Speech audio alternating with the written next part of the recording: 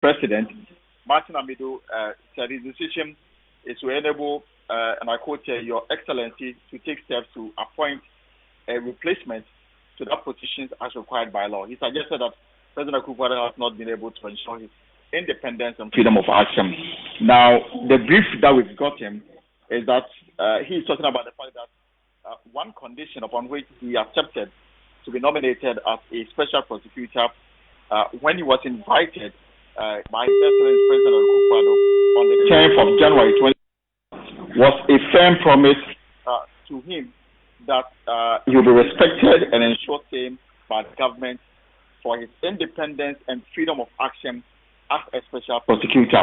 And according to him, he's not been given the room to operate. I can briefly go through the it's a long statement, and he says that this is to inform the public that I resigned from my position as special prosecutor of the office of the special prosecutor with immediate effect upon the submission of my letter of resignation with reference number OSP 2AM14 dated 16th November 2020, which was received at the office of the president at 15 hours this afternoon. He says that I should not ordinarily be announcing my resignation to the public myself, but the traumatic experience I went through from 20th October 2020 to 2nd November 2020 when I conveyed in a 13-page letter the conclusion and observations on the analysis of the risks of corruption and anti-corruption assessment of the report on the Japan Royalty Limited transaction and other matters related thereto to the President as Chairman of the National Security Council, cautions against not bringing my resignation as a special prosecutor with immediate effect to the notice of the Ghanaian public and the world. In undertaking the analysis of the risks of prevention of corruption and anti-corruption assessment, I sincerely believed that I was executing an independent mandate under the office of the Special Prosecutor at 2017 at 959 and the office of the Special Prosecutor Operations Regulation 2018 LI 2374. The reaction I received for daring to produce the Japan Royalties Limited Transaction Anti-Corruption Report convinces me beyond any reasonable doubt that I was not intended to exercise any independence as a special prosecutor in the prevention, investigation, prosecution, and recovery of assets of corruption. My position as special prosecutor has consequently become clearly untenable. It is essential for me to state for the purpose of record and contrary to public perception that my appointment letter was received on 5th February 2020, almost 2 years after my appointment. The copy addresses me made no effort to honor any of the conditions of appointment in terms of emoluments and benefits of the appointment ever since my warrant of appointment was issued on the 23rd of February 2018 to the date of my letter of resignation. I accepted the offer on the 10th of January 2018 to be nominated to the special prosecutor because, Mr. President, and Ghanaians knew I have been an anti-corruption crusader all my life and not an anti-corruption entrepreneur. This explains why I have never put the emolument and benefits of the office as central to my commitment and my passion for the establishment of an independent, effective, efficient, impartial anti-corruption office of the Special Prosecutor before the end of the first term of Mr. President. This has not been possible for several reasons. The Deputy Special Prosecutor has also not been paid any emolument since her appointment, and there is a need to redress that situation for her now that I'm out of the way. The event of 20th November 2020 removed the only protection I had from the threats and plans directed at me for undertaking the Japan Royalties Limited Transaction and Anti-Corruption Assessment Report and dictate that I resign as the Special Prosecutor immediately. Fear is the enemy of change, and I'm prepared from the vacuum created on 12th November 2020 to meet the threats of my demise as the price to pay for serving my country without fear or favor, affection or ill will. I acted professionally throughout in the discharge of my duties, and my conscience is the anchor of my strength to face any consequences. I am grateful to every Ghanaian for both their support and criticism during my tenure. When the real facts of my tenure becomes well known to the public and in the future, history may judge me kindly.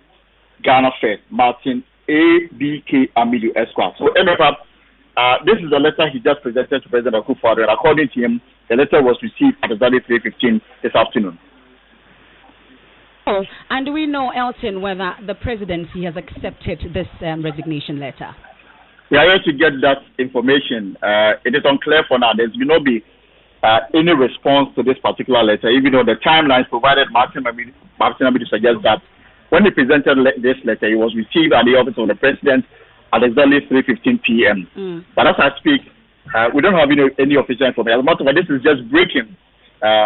Hopefully, in the next hours to follow, we may get an official response from the presidency as to a way forward. There may not be an official response just yet, but what's the talk in the corridors of power as we speak? Is that something that was expected? Again, it is too late. We are now working to get government people to speak to this matter and then hear them as to the way forward as far as this matter is concerned. What is clear as far as this breaking is concerned, the Martin Amidu is no more the special prosecutor. Government's position on this is what we are all waiting to hear, that communication. Here at the Jubilee House, we are working our way up gradually, and we are hoping that we will get something as far as the mood is concerned. But this may have been something that probably was, anticipated. But we are waiting to hear what government position may be on this matter.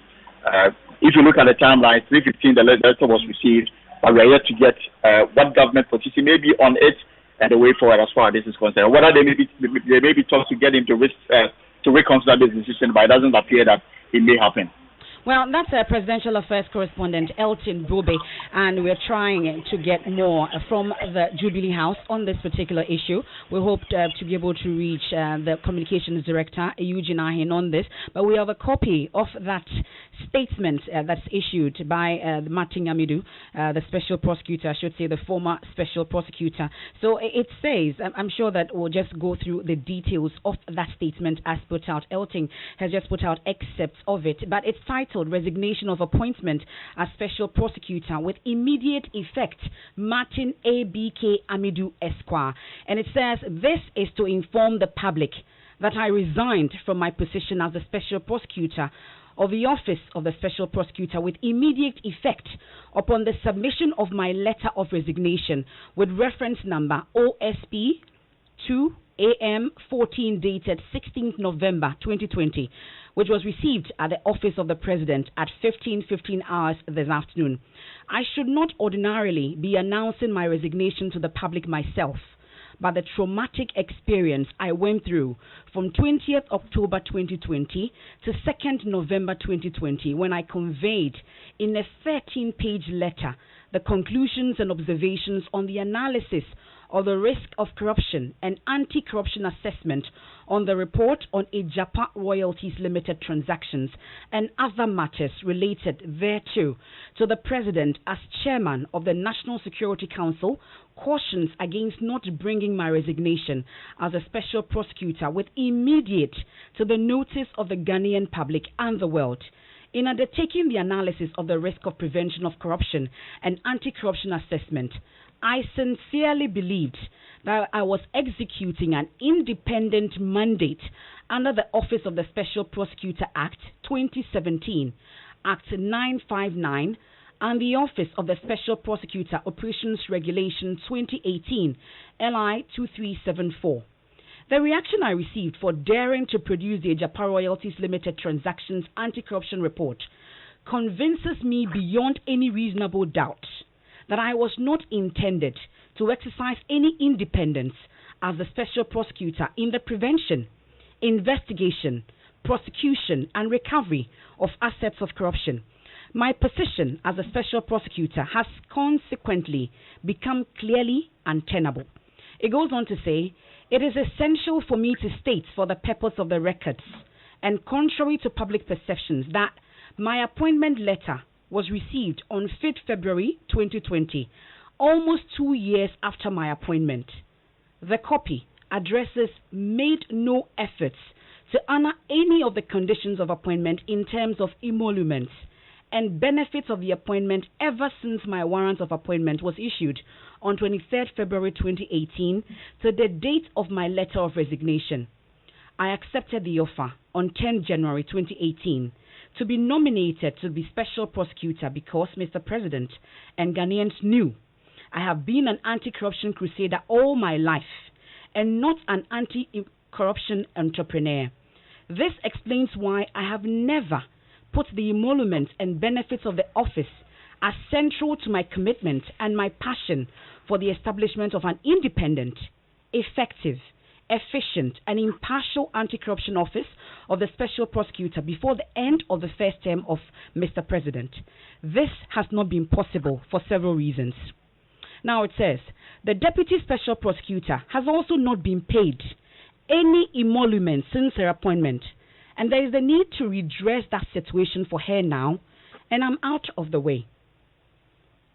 The events of 12 November 2020 removed the only protection I had from the threats and plans directed at me for undertaking the Ejapa Royalties Limited Transactions Anti-Corruption Assessment Report, and dictates that I resign as a special prosecutor immediately.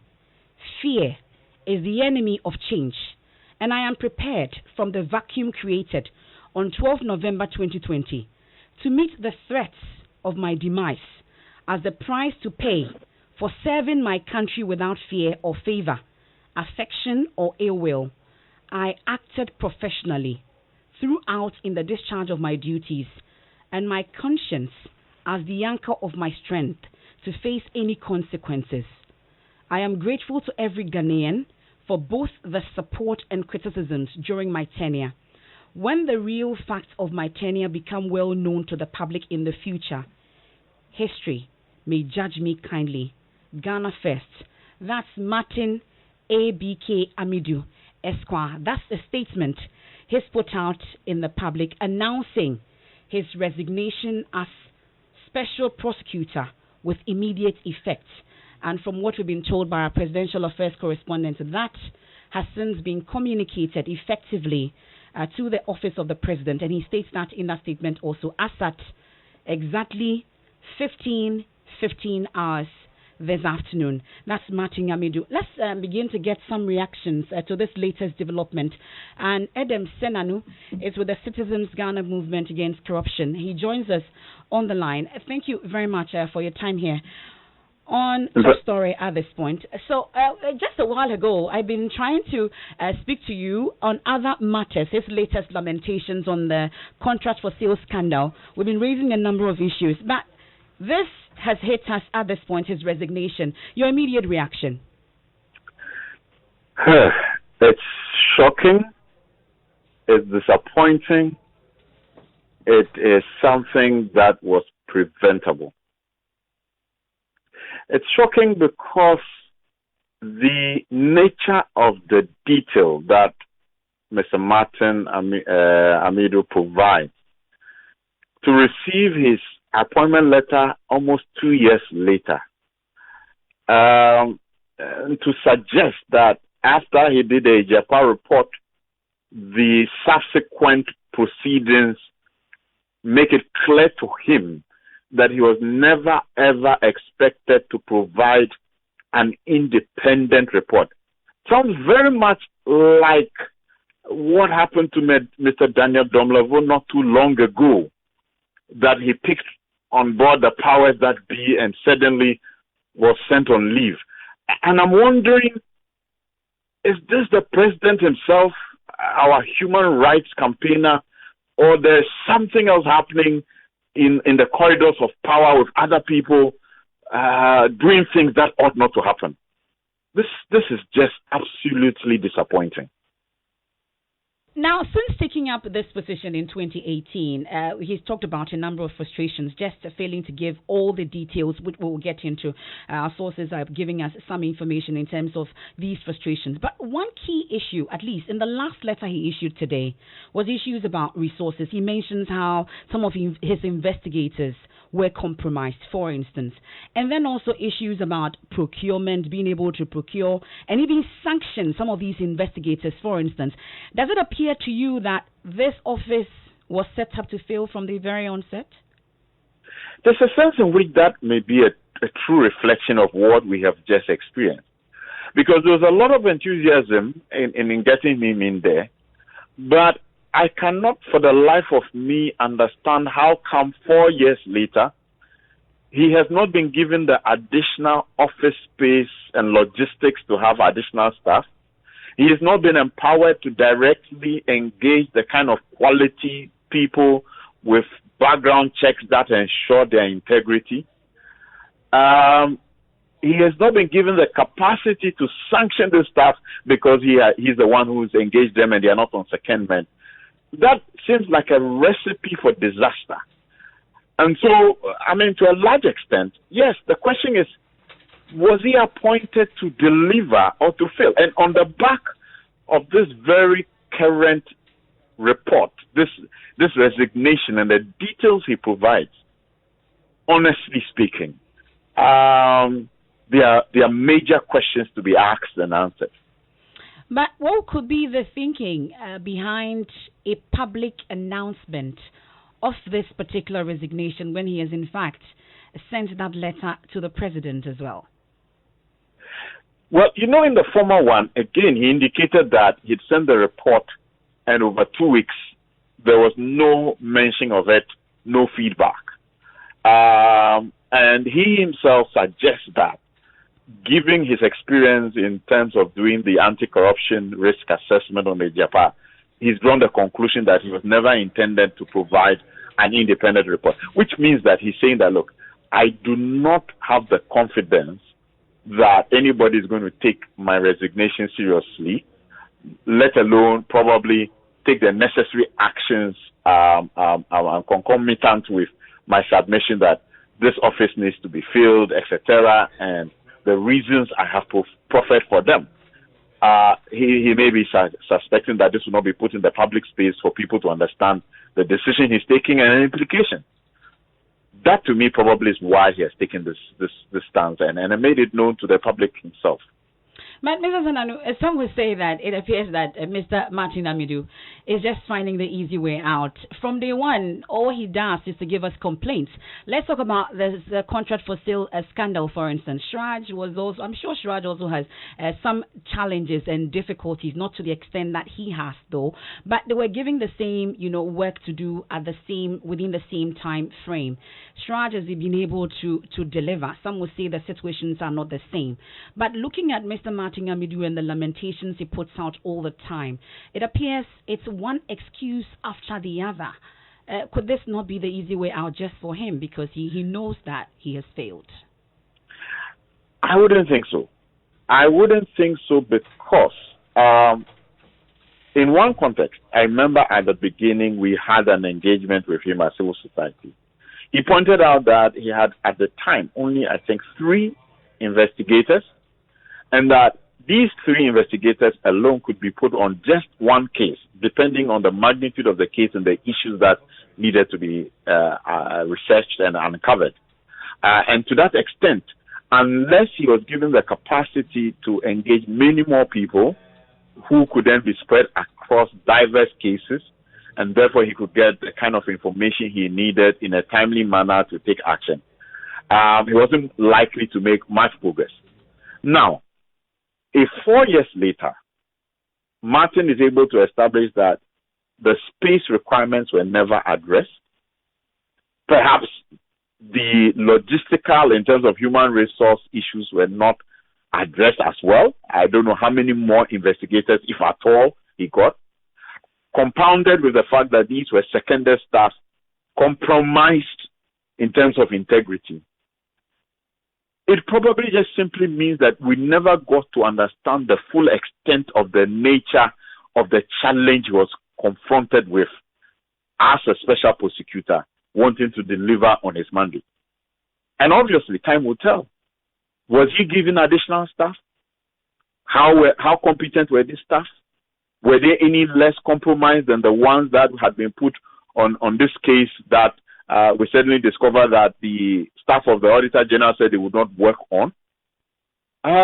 We are only beginning to understand the full extent of the challenge that he was confronted with. So let's engage him some more.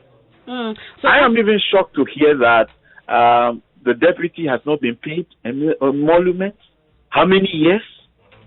Was Martin himself paid anything? He himself says that there was no effort to honor any of the agreements in terms of what he was supposed to be given. So what were those terms? So what eventually did he receive, if anything at all? I am speechless. Well, so as he puts it, he says, when the real facts of my tenure become well known to the public in the future, history may judge me kindly. But what does this say to our fight against corruption as a country? On one hand, it tells us that sometimes it's all talk and no substance.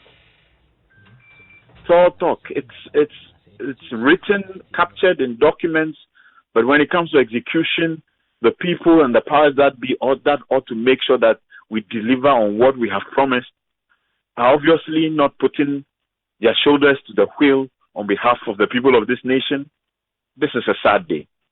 If what Martin has put on paper as part of his resignation is in the slightest bit the truth, then we have failed.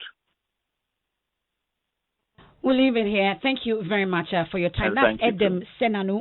He's with the Citizens Movement Against Corruption. So Martin Amidu in that press statement. Evans Mensah has just joined us in the studio as well. So it's time for Top Story. Definitely we'll be going into a news night on this as well, taking more reactions, Evans. So that statement that he's put out outlines a number of issues, frustrations, he says. And Manasseh Azuriawini, he did the latest piece was on the contract for sale. And he was expected to have been invited by the special prosecutor. In that latest letter today, he explains why he was unable to do so, mentioning that some of his investigators were compromised and also some other concerns that he raises. Manasseh, you have worked with the Office of the Special Prosecutor, and you're privy to some of these frustrations that he talks about. Walk us through them. Yes, Mefa, I am privy to them, and this morning I granted an interview to Accra, one of the radio stations here in Accra, and they asked me whether I was surprised about the special prosecutor's letter, and it was if there was any surprise at all, it was that Martin Amidu was still at post. I didn't expect him to have been at post beyond 2017 because especially 2018, thereabout, in the middle of 2018, I became privy to some of the frustrations. The reality here is that for any office holder in this country to be able to fight corruption, there should be that commitment from the top.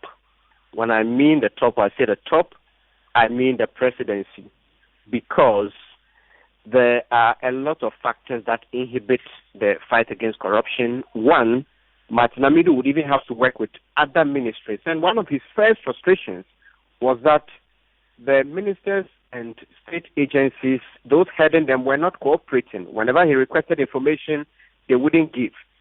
I helped the Attorney General to do one of the investigations, and I can tell you this was a fact. But the unfortunate thing is that he wrote in one of his epistles that when the president even came in and spoke to them, they were still adamant. So one would expect a president who is committed to the fight against corruption to call any of his ministers or appointees to order anytime they refuse to give information. This is just one of them. He also spoke about the fact that, well, he was appointed, given a 3-bedroom house, that he could do practically nothing. And I'm aware that the only work he's been able to complete is the Japan deal assessment. Martin Amidu had to do the assessment himself, everything, and typed every single word of the 64-page document. So the structures are not in place, and he said, well, he was set up to fail because the regime or administration was not committed to the fight against corruption. So those of us who knew behind the scenes happenings, we were actually surprised that Martin Amidu was able to stay this long in office.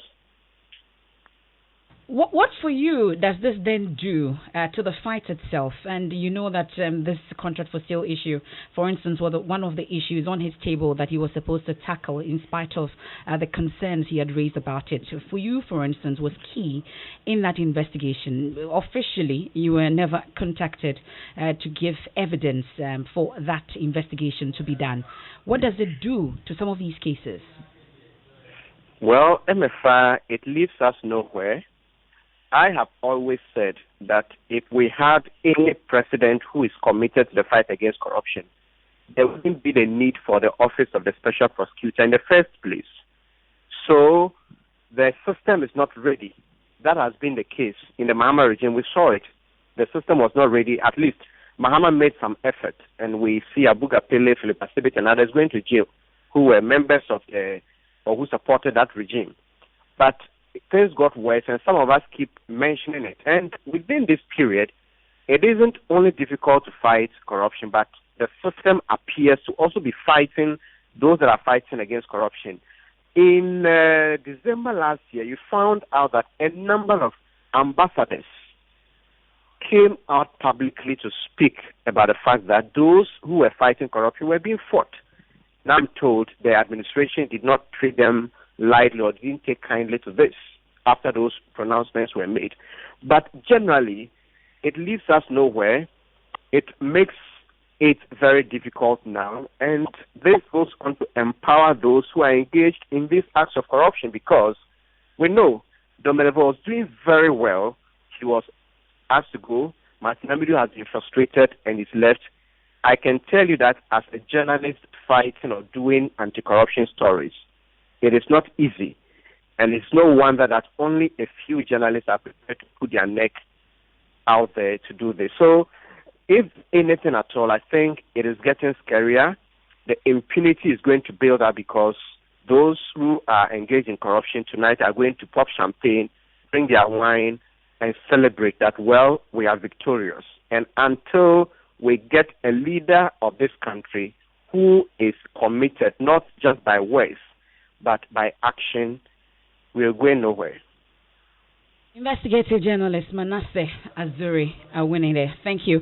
He's been highlighting some of the frustrations at the Office of the Special Prosecutor that he mentions in that press statement. And if you're just joining us, this is our breaking news coverage of the resignation of Special Prosecutor Martin Amidu. There's a statement that he's issued. If you're just joining us and haven't heard the news already, I want to quickly go through for you because it's just a string of reactions that we are getting to this. That is coming in. This is to inform, and I'm reading, this is to inform the public that I resigned from my position as a Special Prosecutor of the Office of the Special Prosecutor with immediate effect.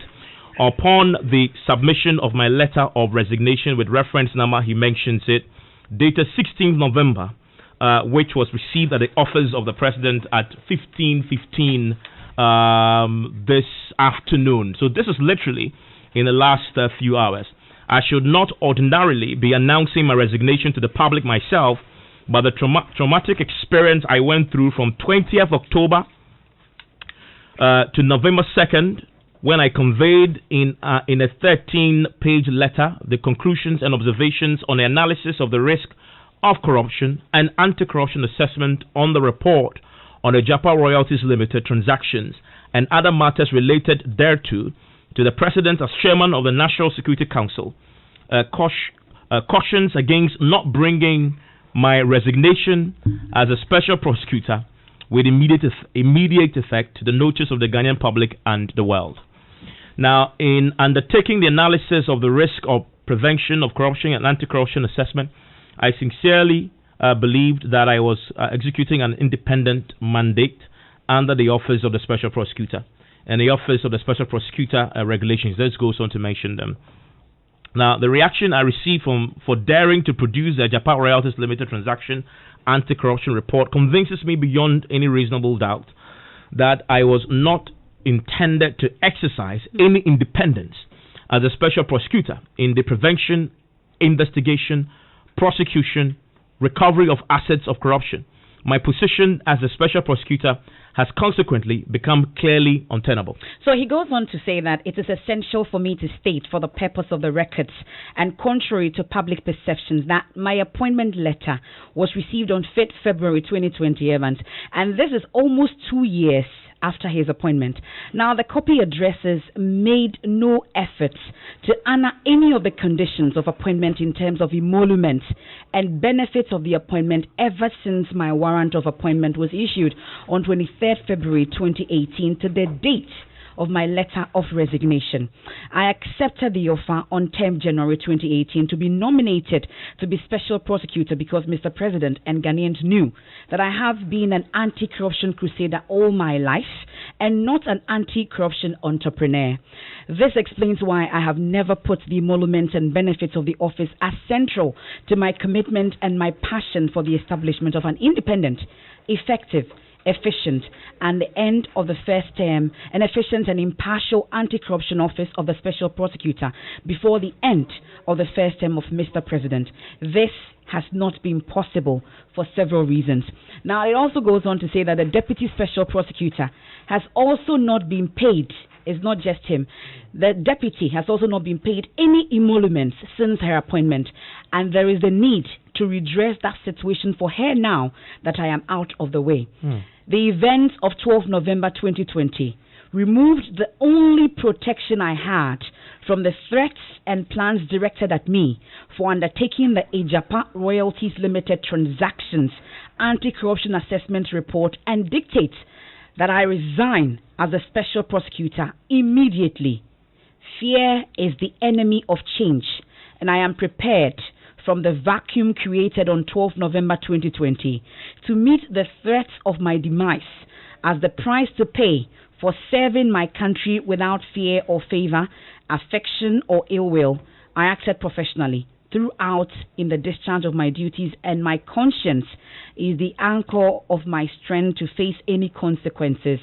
I am grateful to every Ghanaian for both the support and criticisms during my tenure.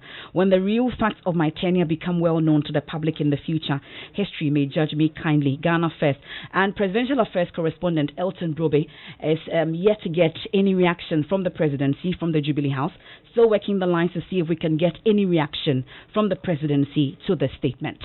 Let's stay on the telephone lines with the reactions. One person that Martin Amidu in his time in office attempted, in fact, he's still in court prosecuting, is a man he once called his son, who still calls him his father. He's the MP for Boku. He joins us on the telephone line right now, Mr. Mahama Yariga. Mr. Yariga, thank you for your time here on of course, this is Top Story. Thank you for your time. Thank you very much. Also joining me, and you also have to put this in context. Mr. Amidu himself puts his resignation in the context of his corruption risk assessment he did on the Japa royalties deal. In that document, he controversially brought up the issue of the Airbus scandal and introduces the element of who government official one is, as in John Dramani Mahama. We know the NDC has also taken a position on this. In fact, the former president himself had on the public platform gone pretty hard at him for inserting his name in that document. And that's why we joined on the telephone line also tonight by a member of the NDC legal team, Mr. Eduji Tamaklo. Mr. Tamaklo, thank you for your time here on Top Story as well. Yeah, thank you. Let me start with you, Mr. Mama Yariga. Your reaction to the resignation of a man you still call your father. Well, that's unfortunate. It's unfortunate that he's left office under those circumstances. I ordinarily would not be commenting on that. You caught me a bit unawares on this issue. I'm actually in Lumina attending an ECOWAS Parliament meeting, and I received a call. I don't know what to say. I thought that our training in Boku is to stay and fight, and if he was put in there to fight corruption, and he also committed to fighting corruption, that he would have stayed and fought. Who does he expect to stay in that office and fight corruption? So as somebody from Boku and as a father, We've always taken inspiration from him as a fighter, but looks like he's abandoned a fight. That's how I see it. Beyond that, I don't want to go further. I know the case that he was pursuing against you, was it still in court, by the way? I just want to clarity on that. Was it still in court? Yeah, we in court, actually, and I also didn't want to talk much because that's my lawyer on the other side. That's I honestly didn't think about that when I was calling both of you, by the way. So yeah, this is a sheer coincidence. Edu, forgive me.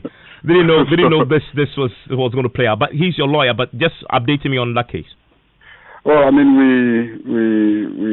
we started a trial. I think we took one witness last week for the matter involving the ambulance, and then the judge adjourned to March of next year, and then the second part involving the car loan is at the level of case management, and we took an adjournment to next week, Thursday. This week Thursday. So that's what I can say in terms of updates. But I've always maintained that those matters really are not matters that I thought he should be pursuing. But let me just say that as a father who has decided to resign from his office, I'm not at this stage going to gloat over it or anything of that sort. It is unfortunate, but I didn't think he should run away from the fight. He's run away from the fight, and for me as a son, that's what I see happening. It's safe to say you, like many people, didn't see this coming. I mean, especially when he was so determined to go on with your prosecution and others. Yeah, I mean, that's true. Not that we didn't see me. I mean, knowing him, knowing the system, the things that we've been hearing. There were many who predicted that it might be a difficult job for his person, and also I think perhaps the way he approached the job. I mean, it's a job that I believe requires you to approach it in a way that is not too public. But most of the time he was out there in the public, even when he hadn't established his facts well, and etc. Even if you establish your facts to a certain point as a prosecutor and investigator, the public space is not where you run to first.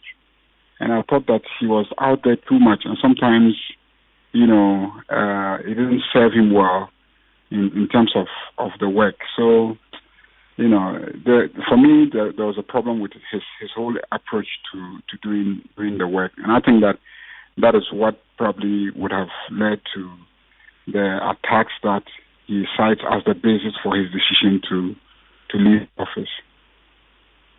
We've seen special prosecutors elsewhere, and they hardly talk. You don't know until the end what happens. But in the case of my old man, every day he's in the news. Every day he's in the news, and as a special prosecutor, I didn't think it was the best. Sometimes he said things about me that I thought were not right, but I just kept quiet because I didn't want to respond publicly. And I'm sure many other people felt the same. I've never seen President John Dramani Mahama very angry or openly insult anybody throughout the many years that I've known John Dramani Mahama. So the last time I saw him having to really, be hard on Martin, I just felt that perhaps his, approach to doing this very sacred job, there's something about it that he probably hasn't gotten right. But as you can see, I mean, he's not gone far in it. He's felt that he's had to leave. It's unfortunate, but it has happened. So we'll see how it turns out. Safe trip back, Mr. Mahama Yarga.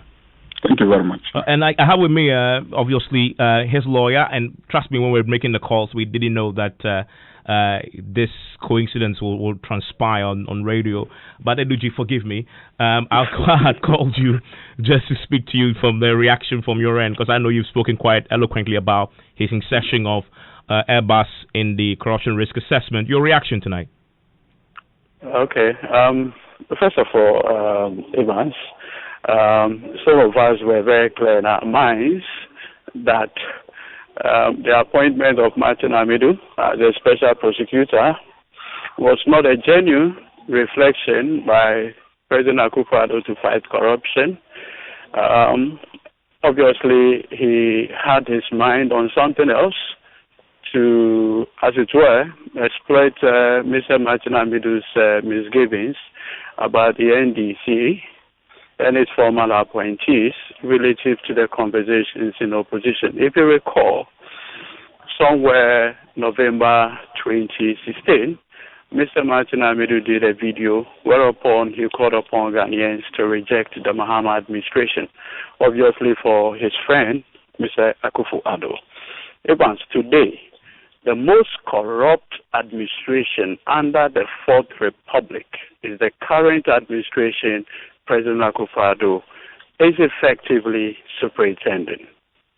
And I make this point because for the first time, Evans, and you guys, I don't know whether all of us are possessed. We are no longer even able to discuss the details of the corruption allegation. Your own brother, Manasseh, through his own work, we have seen how an appointee of President Akufo-Addo from 2017 to date could harvest as much as 41 million Ghana cedis into his account. Now, the impunity, the recklessness with which appointees of President Akufo-Addo engage in corrupt acts is mind-boggling. But it appears that there's a certain soft touch from the media towards appointees of President Akufo-Addo. I am happy, at the same time sad, that the view Martin Amidu had that President Akufo-Addo was going to be different and that his appointees were going to be different relative to the issue of corruption has turned out to be a nightmare for himself. Now, reading his release, accompanying his resignation, I felt sad for him. I don't think that he resigned. You know, in law, there's something we call constructive dismissal, whereupon you make the work of an employee so terrible that he has no other option than to dismiss himself. But if you think about the possible political ramifications at this time, that conclusion may not be actually accurate, right? Let me explain. There is no really issue of political ramification. Oh, is that not? I mean, I've heard you right now saying how this is an example of how this current government is the most corrupt. No. The point I'm making that is they'll suffer. Independent of the resignation, today the media in this country are simply unable to catch up with the massive and pervasive corruption going on under the Akufo-Addo administration. At every single turn, there's an issue of corruption. It's almost that even the opposition were unable to keep track because we are inundated. The point I'm making is that, Evans, look, the issue of special prosecutor is not novel. What a lot of people do not know is that the respected senior lawyer, Bright Akwete, used to be a special prosecutor in this country. Squadron leader was an Asasi Jima, Naval Captain Asasi Jima and co. had all worked in the office of the special prosecutor one way or the other. However, the media created a certain image of incorruptibility around President Akufo-Addo and his appointees. And therefore, when the appointment of Martin Amidu came, the media created a certain image that this is like a gift, manna from heaven, related to the fight against corruption. Today, Martin Amidu, in his own letter, resigning the office, states that, look, he thought he was doing public service by deciding to do the corruption risk assessment in the Japa deal. I noticed that you tried, rather belatedly, to bring the Airbus conversation into it. As for the Airbus, Martin Amidu can say on oath that the President Akufo-Addo referred that investigation to him and has subsequently been calling him to find out updates on it. Because like Donald Trump, he needed some corruption to hang around his political opponent, John Dramani Mahama. They went to the UK, they got nothing, came back. Martin Amidu went to the circuit court, obtained an international warrant, calling it international arrest warrant, gave it to the Interpol office in Accra. Nothing came out of it. And so, possibly to please Mr. Akufo-Addo, select that in the Japa deal. But what is not in doubt is that Martin Amidu's assessment of the Japa deal, he talks about conflict of interest, cronyism, favoritism, breaches of the Public Procurement Act. And I've had the occasion on News Far to say that having come to the conclusion that there were issues bordering on violations of the Public Procurement Act, the only logical consequence is to initiate the prosecution of Ken Ofori-Atta. Question: Martin Amidu, does it have the boldness, the courage to look his friend Akufo-Addo in the face and say he's prosecuting Ken Ofori-Atta? I mean, to be fair to him, I mean, in his corruption risk assessment, he made the point that what he did is not an investigation. No, it was simply an assessment. You see, I've heard commentators make the point, try unsuccessfully to draw a distinction between an assessment and an investigation. No, Martin himself did the distinction. No. What I'm saying is that the OSP Act gives him the legal authority and mandate to investigate and prosecute. So there was no bar on Martin Amidu. More so, when he suo motu decided to do the corruption risk assessment, having found evidence materially that in fact those things exist factually, what you do is to investigate and prosecute. You don't leave that way for no other person. Because, question, our own Attorney General, Madam Gloria Akufo, cannot look Ken Ofori-Atta in the face and say, I'm prosecuting you for breaching the Public Procurement Act. And that is why in the superior wisdom of Parliament, independence was given to the office of the Special Prosecutor, so that the things that the Attorney General cannot do, at least he can do.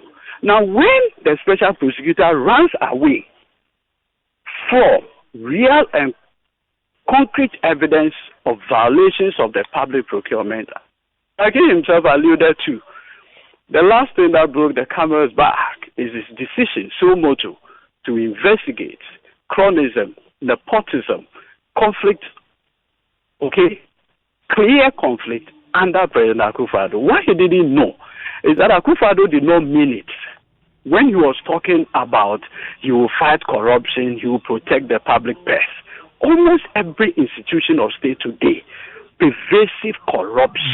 But this is no matter what. But this is the same. This is the same candidate. I mean, this is the same president who also fought tooth and nail to enact the Special Prosecutors Act that created the office in the first place. If you read Martin Amidu's letter in response to Eugene Ahin's letter, and remember that Eugene Ahin is just a messenger. The person whose message he conveys is President Akufo-Addo. Now, if you read Martin Amidu's response to Eugene Ahin's, he calls it patronizing. Yeah, I mean, but that letter that he wrote. In that letter, Martin Amidu says that it does appear that the office was just set up for showmanship, at the show boy. Yeah, I mean, but that letter, his fundamental complaint there was the basis of Ken Ofori-Atta's alleged response. Say if you read, documents are construed generally as a whole. Yeah, I am saying that. I mean, so this is an interpretation you're putting on it, but as a whole. Yeah. It's an interpretation you're putting on it. So you cannot pick and choose. No, I mean, I'm saying that even Martin himself says that the presidency decided to engage in picking and choosing. They decided to respond to where they feel comfortable and left the other side. But in that document, it fundamentally had issues with. It says, they couldn't have been possible. That response that came was based on his 60-something page document, and that he was given a copy and he turned it down. I mean, his main fundamental concern was around Yes, those are the fundamental points. Yes. I'm saying that in that same response, he talks about Eugene Ahin effectively patronizing him. We do know that Eugene is just a messenger. It's like, indirectly telling the president that you are patronizing me by asking your director of communications. Let me ask you finally. It appears that you're not surprised that he is gone. I mean, but was his position? You see, I told you in law there's something we call constructive dismissal. Martin Amidu had an interview with David Ampofo, the veteran journalist. True. Go back and listen to that interview. In fact, at a point, he was short of even accusing the current Attorney General. Yeah, I mean, he talks about interference in his work. Absolutely. I mean, and I'm saying that these have all been matters. And I think at the point, and I need to give this one to Martin Amidu, he makes the point that the event of 12 November, what happened in Ghana on the 12th of November? Yeah, I mean, we're talking about the events surrounding his corruption risk assessment. No, 12 November. Remind me. Oh, 12 November. Remind me. Our own Jerry Rawlings. Oh, okay. I think you should go back. Yeah, I mean, in the statement, he makes a reference to that. He was the anchor for him. I mean, they've all been cadres, chairman and his deputy secretary. Okay? And he said, look, the events of 12 November had basically taken that anchor, that shield, that protection, that word of encouragement. What it means is that having taken this office, Martin had gone through a lot. But it appears that the person who had been providing him the fortification, moral fortification, is the event of the 12th of November, Commandante. What we should never lose sight of, Evans, is the fact that when President Akufo-Addo said, I shall protect the public purse by ensuring value for money, among other things, the man he put at the agency tasked with ensuring value for money, the disgraced PPA boss, AB and the J, clearly shows that, like our council say, when you give fish to the cat to watch over it, we'll have the current chaotic situation that we have in this country. Yeah. There was never any sincere, Evans, genuine effort to fight corruption. Remember. Eduji, thank you very much for your time. That is Eduji Tamaklo. He's a member of the NDC legal team, represents many of NDC elements, including Mr. Mama Yerga, who you just had there. I want to put this in context. We'll be speaking shortly with Inusa Fuseni. And the thing about Inusa Fuseni, who is, of course, MP for Tamale Central, who himself is he's a ranking on the Constitutional Legal Affairs Committee. His committee worked day and night on the Special Prosecutor's Bill that then became law that formed and created the Office of the Special Prosecutor. He famously, one of my shows, at the time when Martin Amidu was appointed Special Prosecutor, predicted that Martin Amidu will resign. He joins me on the telephone line right now. Mr. Inusa Fuseni, thank you for your time here, of course, on Newsnight, on the night when, of course, news broke that Martin Amidu has resigned. Thank you, Evan. Do you remember having a conversation with me live on radio when Martin Amidu was confirmed and appointed, and you telling me that you could say with certainty that it is a matter of time before Martin Amidu resigned? Yeah, I remember it as if it was yesterday. What did you see then that made you say that in essence, has actually come to pass today? Well, you recall, Evans, I told you also on the show that Nana Addo Dankwa Akufo-Addo was holding the tail of a tiger. Yes, I do. I remember that analogy you drew. Very well. Now, you have introduced me as a ranking member of the Constitutional, Legal and Parliamentary Affairs Committee of Parliament. We work day and night to put the institutional framework, the legal framework, that insulated Martin Amidu's office against political manipulation.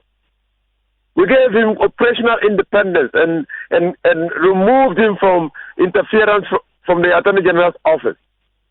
We basically created an institution that did not need to rely on government apart from governmental subvention to perform in the functions of office. Because we thought that the pronouncement of Nana Addo Akufo-Addo that he was intent on fighting corruption was sincere and genuine. And to fight corruption, you need to insulate the office against interference, political interference. But matters have turned out clearly not to be so. The commitment of Nana Addo Akufo-Addo to fight corruption has been brought into question. In fact, the first telltale signs of the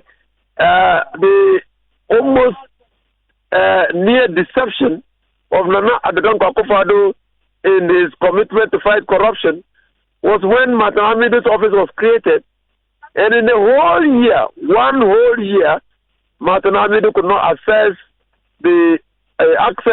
money from the Minister of Finance to be able to put his office in place. One whole year. In fact, one whole year, Martin Amidu and his deputy were drawing salaries from the office of the president. They could not draw salary from their own budgetary allocation. Yeah, I mean, Martin Amidu said in his resignation, his statement to the public announced resignation that he had not drawn salary for a while. Well, he's drawn salary from the office of the president.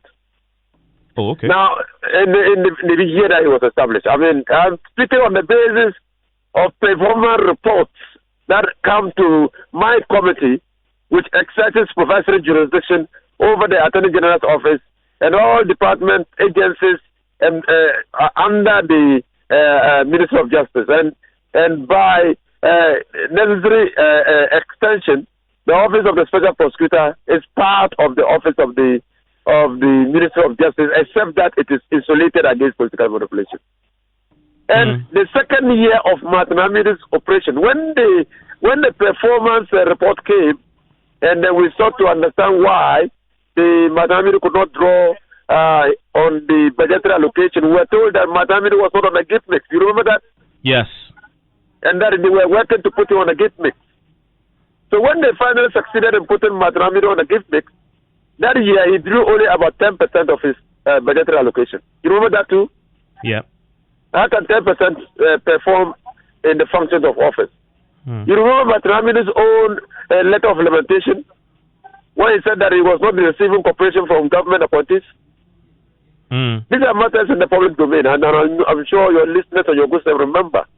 These are telltale signs of frustration. I want to read something to you he said in his resignation letter because of the revelation you just made about him drawing salary. I'm quoting, "It is essential for me to state for the purpose of the records and contrary to public perceptions that my appointment letter was received on 5th February 2020, almost 2 years after my appointment. The copy addressed made no efforts to honor any of the conditions of appointment in terms of emoluments and benefits of the appointment ever since my warrant of appointment was issued on 23rd February 2018 to the date of my letter of resignation. I accepted the offer on 10th January 2018 to be nominated to be Special Prosecutor because, Mr. President, and Ghanaians knew I have been an anti-corruption crusader all my life and not an anti-corruption entrepreneur. This explains why I have never put the emoluments and benefits of the office as central to my commitment and my passion for the establishment of an independent, effective, efficient, and impartial anti-corruption office of the Special Prosecutor before the end of the first term of Mr. President. This has not been possible for several reasons." He ends on the subject. "The Deputy Special Prosecutor has also not been paid any emolument since her appointment, and there is the need to redress that situation for her now that I am out of the way." Does that surprise you? Well, that surprises me because in the performance report, monies had been released to the office of the Special Prosecutor from the office of the President in the first year of operation. And so when we when we asked what was happening, they said because he was not on the gift mix, the only way he could get money released to his office was through the office of the president. Okay, so that then raises a very interesting, I guess.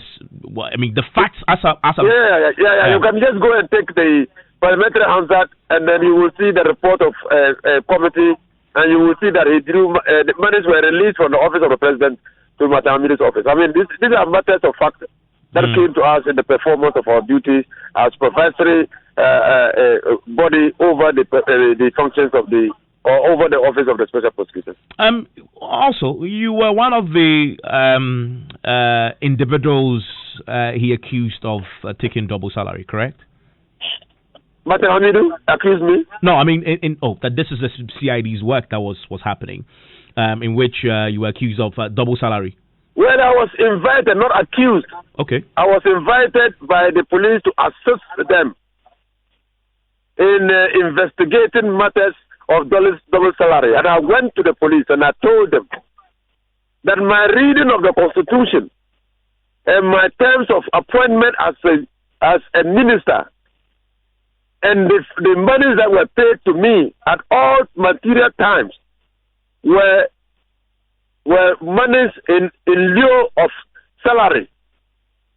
If you want advance payment, because my salary had not been determined by a committee set up by the president to determine the salary emoluments of members of parliament and ministers of state.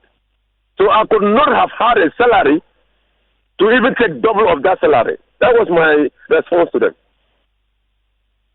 That was my response. Yeah, and so let's so for you, obviously you predicted it to happen. It's happened. You're not surprised. I guess the big question then is what next? For me, let me also say that the salaries and terms and conditions of Nana Addo Dankwa Akufo-Addo, his ministers of state, the present MPs, members of parliament, have not yet been determined because Nana Addo Dankwa Akufo-Addo has set up a committee to determine that. It is important for Ghanaians to understand. Let's remove the propaganda out of discussions of this nature. Nana Addo Dankwa Akufo-Addo is not on salary because his salary has not been determined. His ministers are not on salary because their salaries have not been determined. The members of parliament are not on salary. Any amount of money released to members of parliament, released to Nana Addo Dankwa Akufo-Addo, released to his ministers are payment in lieu of salary. And this has a constitutional basis. For me, what clearly has happened in terms of the resignation of Martin Amidu is a manifestation of the lack of commitment and dedication of Nana Addo Dankwa Akufo-Addo to fight corruption. Clearly. I mean, it demonstrates that Nana Akufo-Addo setting up of the office was just fanciful to add to things that he has done, but meaning nothing. I mean, and to quote Shakespeare in Macbeth, it's just like a life told by an idiot full of sound and theory, signifying nothing. Just last week, you were on my show on TV, PM Express, when we're discussing Martin Amidu's political dilemma. And you were very upset with him when it came to the insertion of the Airbus into the corruption risk assessment. And you remember I asked you, I mean, on the back of everything that happened on that show, whether his position is tenable. I remember you giving me a very political answer that that you're telling me, yeah, I mean, he can still do the job. I told you that. I remember as if it was 5 minutes ago. Yes. I told you that Martin Amidu was doing his work as special prosecutor. Yes. Just like the minority did its work as minority holding government accountable. When we raised all these matters on the floor of the House, I told you that I was surprised that the minority was not commended by the Ghanaian public because we were those who raised the issues. The fact that we walked out of parliament after raising the issues put the matters on the front burner. I told you that. And I told you that I will not commend Martin Amidu because he was just simply doing his work. And that's, I don't think it's a political answer. Okay. Mr. Fuseni, thank you very much. You are the only soothsayer who got it right on this one. Okay, thank you. You must deserve a prize for it. You called it spot on bullseye. when he was appointed. I'm grateful to talk to you always. That is Yusuf Hussaini. He is obviously one of those. In fact, the only person I've heard who predicted that Martin will resign, and he has. Ndebugri also did, right? Ndebugri also did, yes. Okay, well, two people who predicted, and it has happened. I want to bring in Deputy General Secretary of the NPP. He's a lawyer himself. Joins us on the telephone line, Mr. Brahim. Mr. Brahim, thank you for your time here on Newsnight. Thank you. Mr. Brahim, it's a pleasure talking to you. Yes. So your reaction to the events of tonight, Martin Amidu's resignation? Oh, he was appointed by the president, duly approved by the lawmaking body, and he has tendered his resignation. He has submitted to the president. I know the president will accept it, because once he has decided to resign, you cannot force him to work. I mean, it's normal in human endeavor. People are given appointment, they resign. So there's nothing new about it. There's nothing strange. There's nothing new about his resignation. No, I'm saying that there's nothing new about resignation. There's nothing new. Resignation per se in human endeavor. There's nothing new. Yeah, but we are talking. I get it, but we are not talking about just any resignation. This is a resignation of the first occupier of the special prosecutor's office. It doesn't matter. He's a human being. He has decided to resign. What is the big deal about this? Oh, so it's not a big deal for the MPP and the government? It's not MPP. I'm talking as a lawyer. I mean, we should stop doing this type of politics in this country. Martin Amidu, the opposition he occupies, special prosecutor for the country Ghana. Special prosecutor for the country Ghana. The man says that I put him on resignation. What are these got to do with MPP, NDC, CPP, and what have you? Special prosecutor for the country Ghana. The man says, I put in my resignation.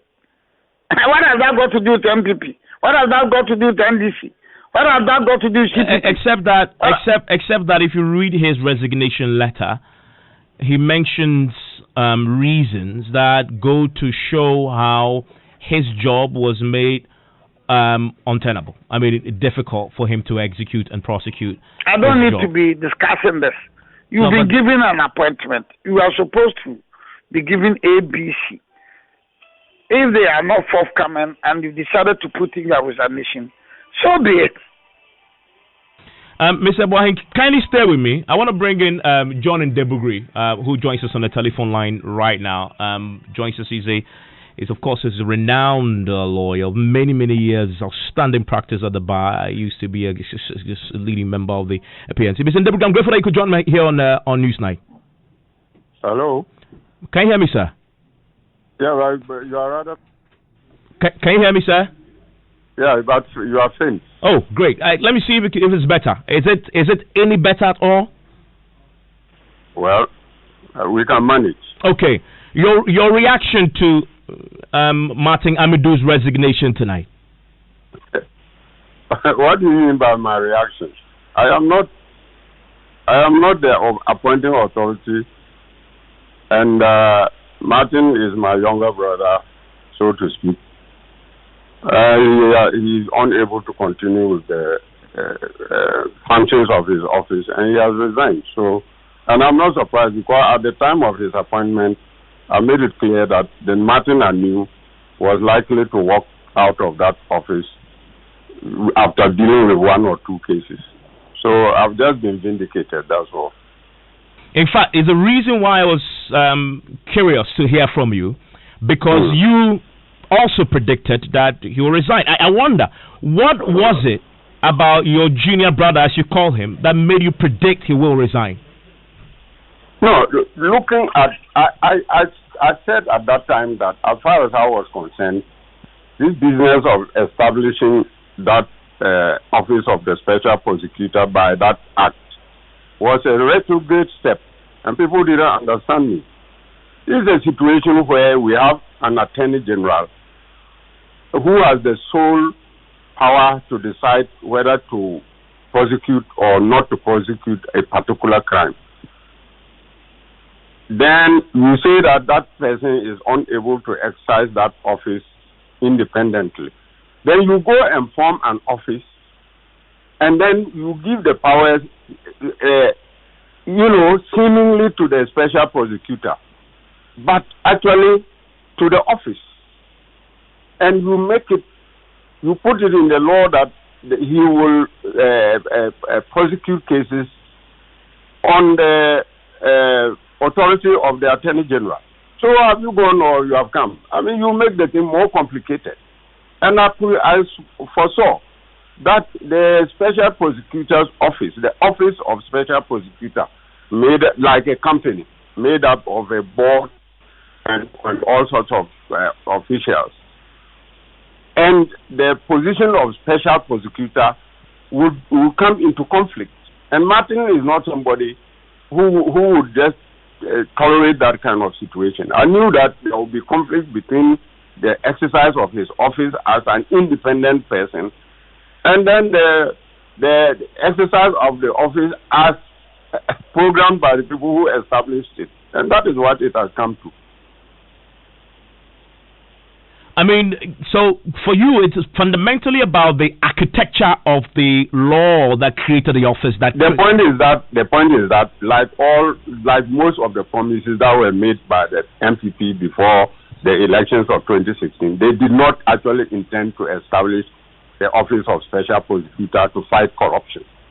They did it because it was in their manifesto and it's so bold that they couldn't do anything about it.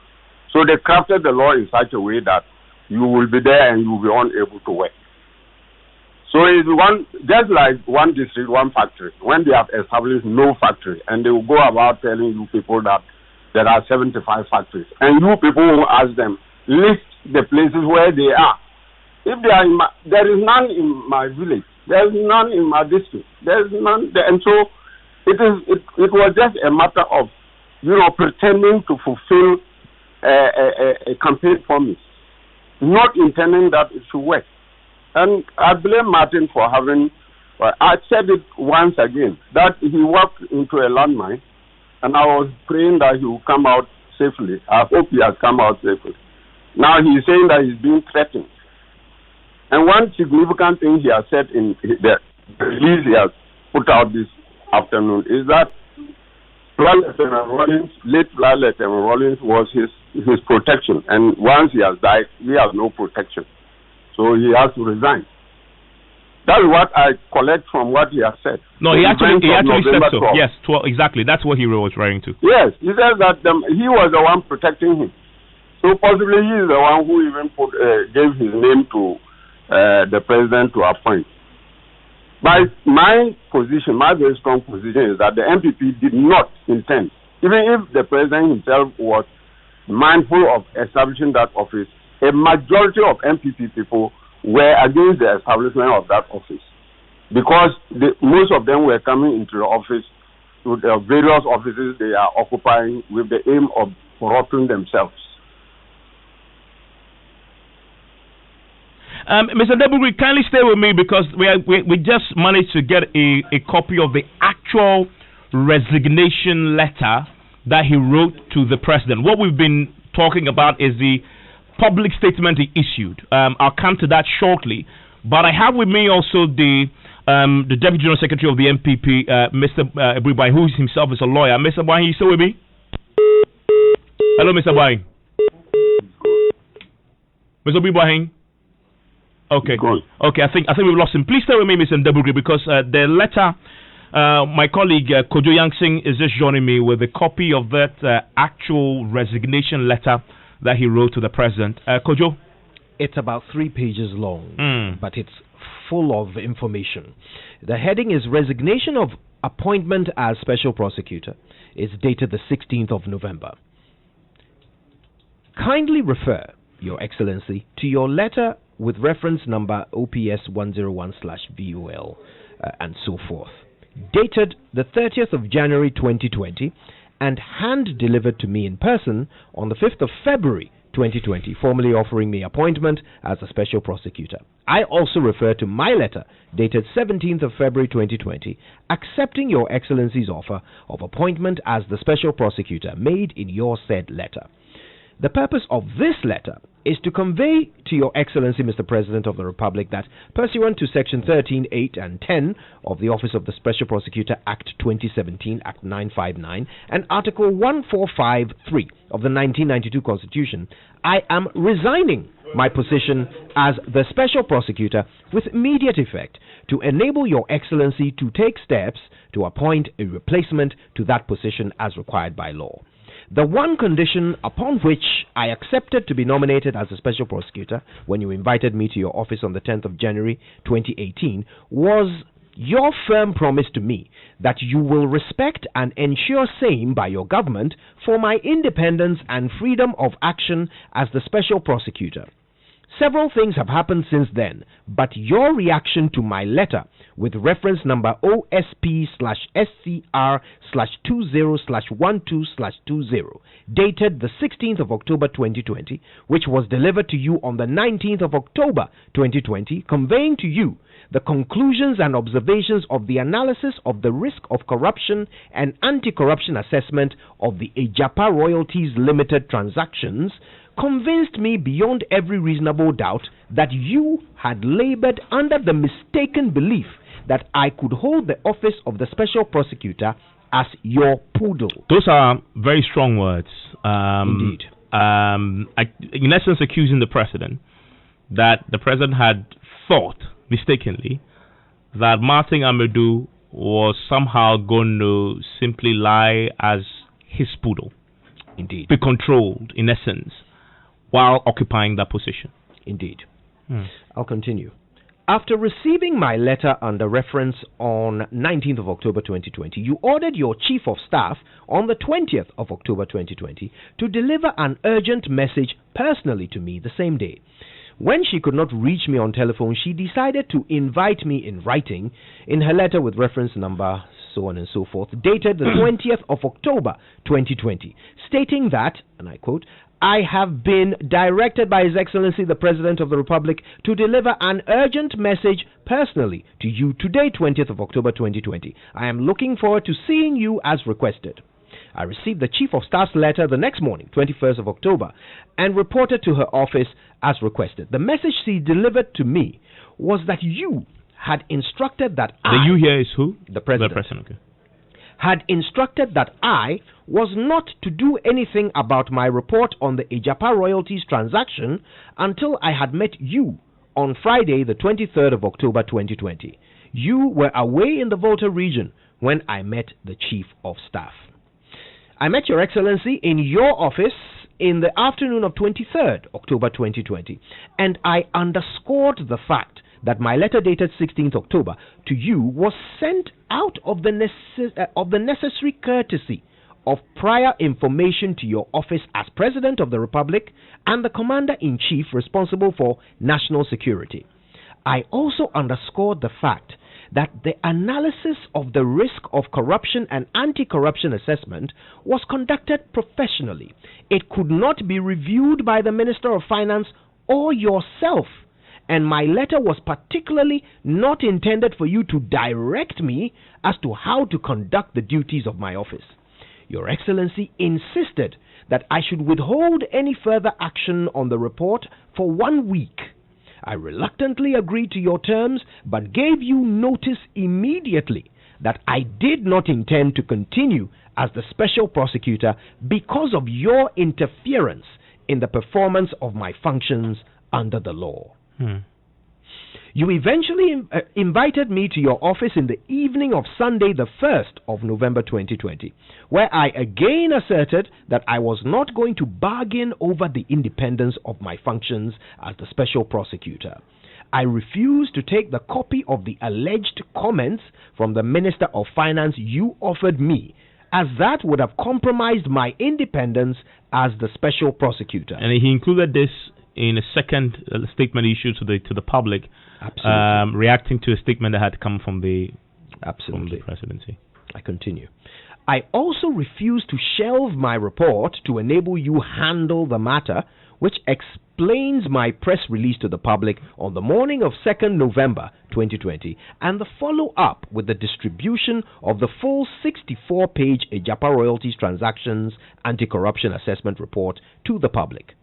Unbeknown to you that I had published the full 64-page report to the public, you caused a press statement to be made based on my letter dated 16th October to you under reference, which sought to politicize and downplay the seriousness of the professional analysis of the risk of corruption and anti-corruption assessment reported by my office. It thus became abundantly clear to me that I cannot continue under your government as the special prosecutor because we disagree on the non-partisan independence of the special prosecutor in the performance of the functions of my office in preventing and fighting corruption and corruption-related offenses. The 64-page analysis of corruption and anti-corruption assessment report discloses several serious corruption and corruption-related offenses in respect of which I intended to open full investigations as the special prosecutor. So this is key. Remember that a lot of his critics, including civil society, said when he includes in his report that this wasn't, the corruption risk assessment was not an investigation. They challenged him to go beyond it and do an actual investigation that will lead to a possible prosecution. And he says here that he intended to do just that. Okay.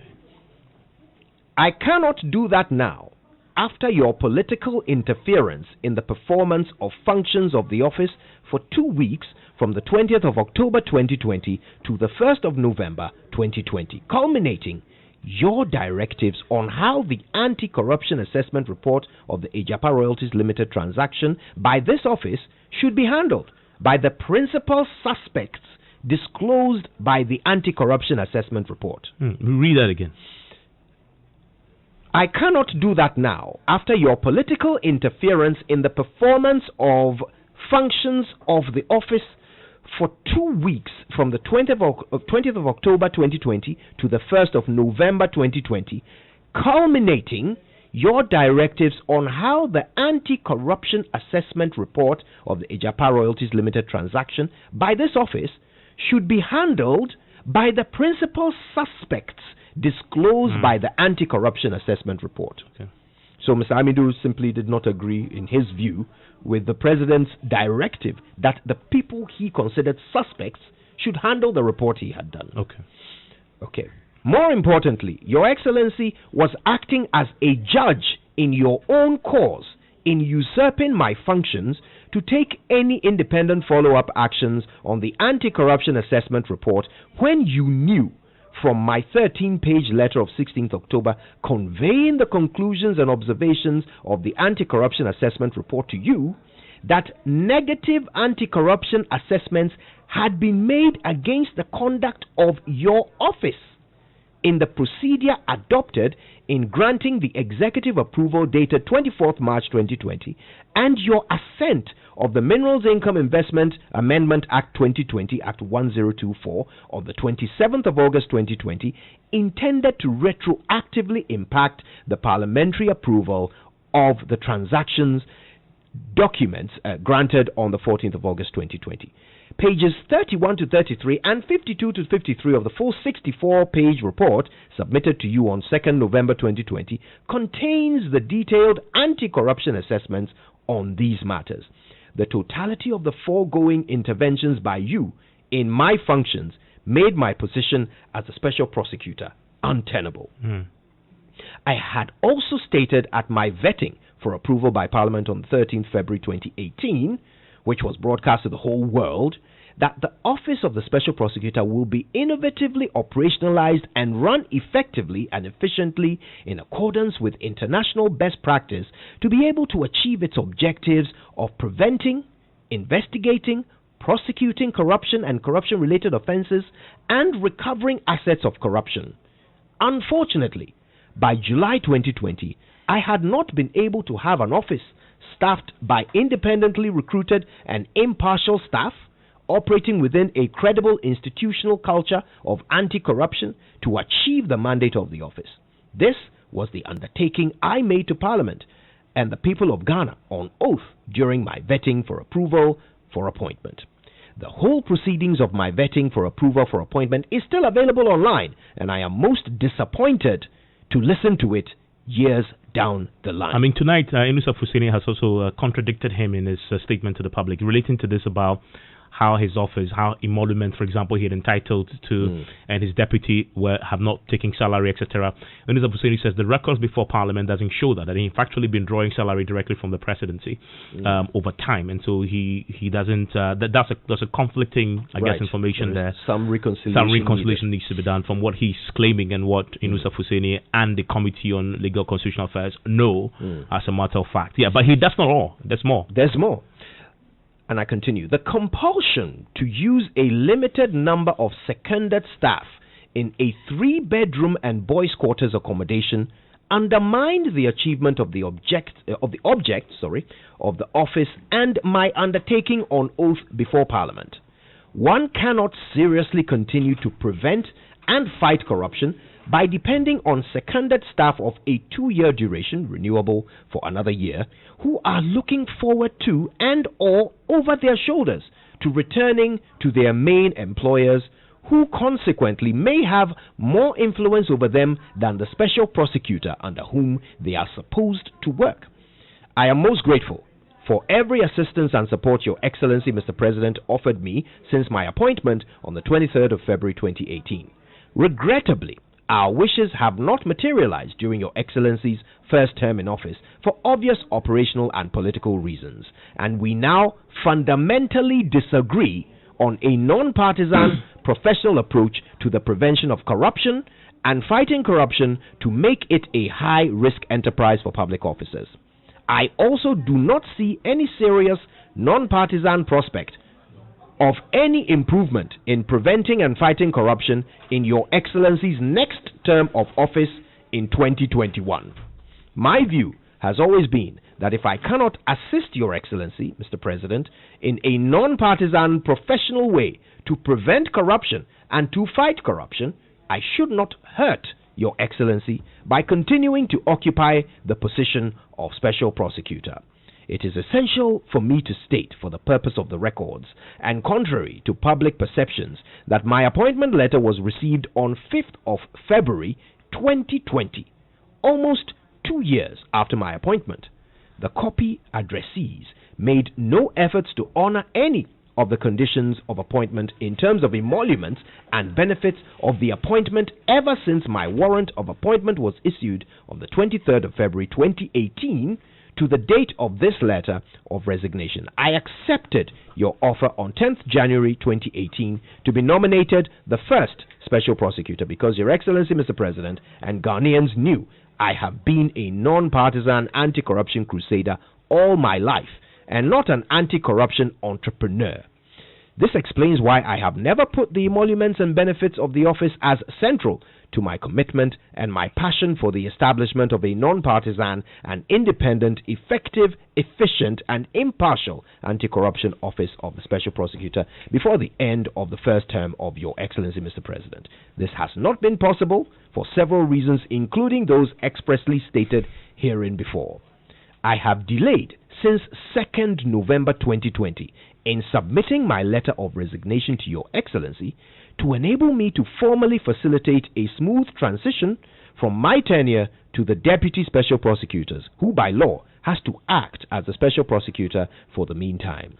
She has also not been paid any emoluments since her appointment, and you may wish to redress that situation for her now that I am out of the way. Kindly accept, Your Excellency, my assurances of the highest consideration, and that is signed Martin Alamisi Burns Kaiser, Amidu, Special Prosecutor. Kojo, thank you very much. This is a lot to digest, and you could get onto myjournal.com the full details of this letter. This is his resignation letter to the President.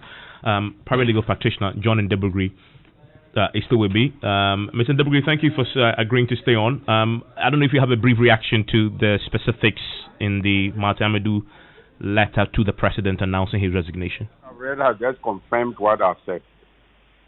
They have confirmed the fact that the MPP did not intend to establish the office of the Special Prosecutor for the purpose of fighting corruption. It was one of those highfalutin, electioneering promises, and they just decided to pull wool over the eyes of Ghanaians by putting Martin Amidu there and, making things very difficult for him to operate. So it's clear. I mean, what you have read confirms my view. Hello? Yes, sir. I'm with you, sir. Yes, so I don't know what more you want me to say. Okay. I'm grateful. You have heard from the horse's own mouth, so...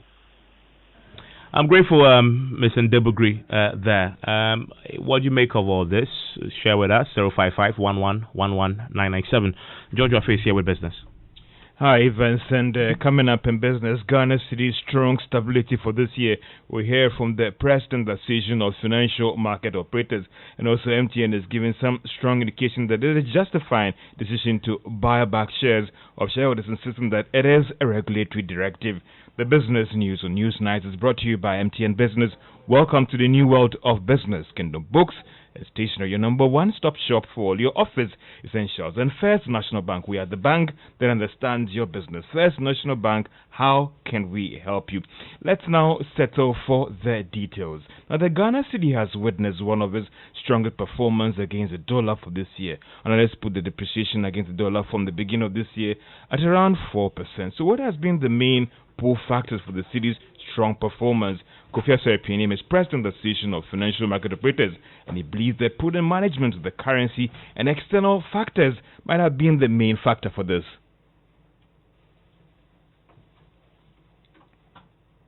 This year you had a few things. COVID, Wuhan being closed down, flights to China being restricted, airports being closed, in terms of working from home. So even lifestyle changes affected demand and supply, activity. So people were traveling less because airports were closed. In terms of how much people spent, you had unemployment on the back of COVID, especially in the oil sector. You had some people not making as much as they do. As a result, spending behavior also changed. And of course, as an import-driven economy, everything you lift off the shelf most likely will get re-imported into the country. But people's spending has shifted as a result of COVID. You can say that COVID, and externalities have also contributed to the marginal stability that we have. 100%, exactly. But you have to also consider the fact that we are exposed to foreign investors.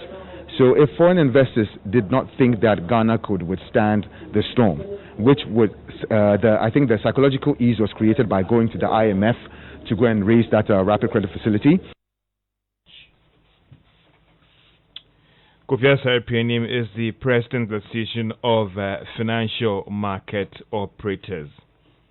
Now, telecoms giant MTN has justified the planned share buyback from its investors. MTN is working to buy back a little over 1 million shares that is next month, subject to securing shareholders' approval during an extraordinary general meeting that is on December 3. Now, this was due to inability of these shareholders to update their records, that is knowing your customer policy. According to MTN, this is just in compliance with a regulatory directive. Let's hear from the Corporate Services Executive at MTN, Sam Kranti, says that there's an opportunity for shareholders to still get the situation corrected. From 2018, we've reached out through the various channels we have to get them to come and update their know your customer details. And as you realize, in this space, where space is regulated by the Ghana Stock Exchange as well as the Central Securities Depository. And those are the regulations that we have had to comply with. When we put the notice out, it gives them another 30 days. So anybody listening to us or anybody who listens to reads the notice. And that's the Corporate Services Executive at MTN Ghana, Sam Kranti. Now, NDK Capital says it is now poised to embark on some major initiatives in the capital market space. Now, this was after the investment advisory firm that is Cleve & Tower actually took over the fund management firm. This move has resulted in the change in ownership and governance structure for the company. Managing Director of NDK Capital, Eugene Abeshe, has been promising some exciting times for the investing public. Our team, working in line with the new vision of the board, has earnestly begun repositioning the company to serve you, our clients, better, deliver greater value to you, and make the company a financial beacon and investment gateway for Africa. Over the next few months, we shall undergo a renaming and a rebranding of the entity and introduce novelty in our services and range of products. The new owners, board, and management assure you of a brighter, better, and more promising future in our service to you. Nia Bashir is actually the managing director of NDK Capital. And that's all for business on Newsnight. John, thank you very much. And Baba is joining me with the very latest from the world of sports. Hello, Babs. Hi, Evans. How are you doing? I'm doing well. All right. So the Ghana Premier League match between Accra Hearts of Oak and Ash Gold SC has been scheduled for Saturday, November 21. That was actually scheduled for this Saturday, November 21, has been postponed to a later date. Now, this measure is to ensure that members of Accra Hearts of Oak's team who will return from isolation this week will get adequate time to prepare for that game, and we'll keep you updated on that particular one. And still on the Premier League side, Inter Allies have signed a deal with the beverage drink Tampico. Now they signed this deal is actually worth around 370,000 Ghana cedis for this season. Here is the Vice President of Inter Allies, Delali Senaya. We are very excited about this partnership, and we hope that more will come to support Inter Allies and other clubs. I would say that we were very lucky to get this opportunity, and we thank God for it. But however, I think Arcadia, that is Tampico, is looking for this opportunity. They were looking for a team that has the presence on social media. We are just behind two clubs when it comes to social media. We are very active and vibrant. That was Delali Senaya, Vice President of Ghana Premier League side Inter Allies. And finally, the Black Stars are in Sudan getting ready for their return leg in that AFCON qualifier against the Sudanese national team in Omdurman. That game is at 13 hours GMT or 1 p.m. tomorrow, Tuesday. And we know that the Black Stars captain, Andre Ayew, has been ruled out of that game due to a muscle strain he suffered during training on Saturday. This was after the first leg, which he scored 2 goals to help Ghana win to keep the scoring, to keep Ghana's qualification intact. 3 wins out of 3 games. You can log on to myjoyonline.com/sports for all of the details and other stories. You're up to date in the world of sports. I'm Baba Tando from London. Hey, Charlie, my network is really killing me. I have to pay my uncle's workers for mobile money, but the charges alone, it's about 380. Charges alone just to send money? That's $10 of cement already, my guy. Listen, bro.